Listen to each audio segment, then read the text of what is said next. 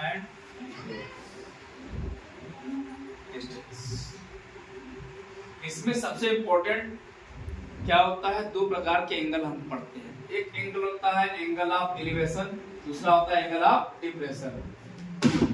एक होता है उन्नयन कोण, दूसरा होता है अवनमन कोण। ठीक है, तो उन्नयन कोण क्या होता है, जब व्यक्ति कोई नाव में बैठा है, यानी किसी भी जल धारा में नाव पर बैठा हुआ व्यक्ति जब नीचे से ऊपर की ओर देखता है तो उसकी आंख और उस वस्तु के बीच बना कोण उन्नयन होता है।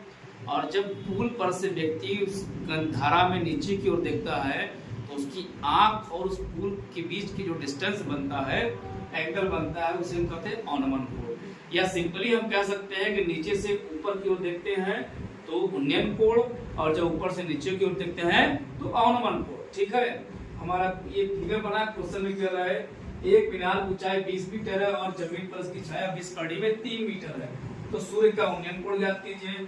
मान लिया हमारे पास ट्रायंगल एक एबीसी है जिसमें इसकी डिस्टेंस कितनी है, 20 कड़ी में 3 हो गए, और ये मीनार की ऊंचाई है कितनी है, 20 मीटर है। ये फिगर बना लिए। ठीक है, यानी ये 20 कड़ी 3 हो गया, ये हमारा 20 मीटर हो गया।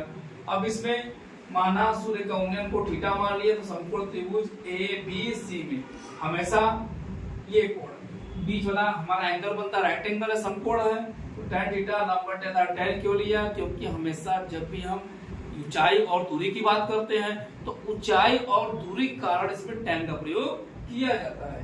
तो BC बटे AB हो गया। देखो लंब का मान कितना दिया, 20 दिया है ना, आधार का मान 20 कड़ी में 3 दिया है, tan थीटा हो गया। अब हम 20 से 20 को कैंसिल कर देंगे, 1 बटा कड़ी में देख tan थीटा, tan थीटा बराबर tan 30, क्यों, क्योंकि tan 30 अंश का मान कितना होता है, 1 बटे कड़ी में 3 होता है हमारा मान। अब मान याद किया तो tan से tan कैंसिल, थीटा का मान आ गया 30 अंश। क्लियर हो गया, कोई डाउट?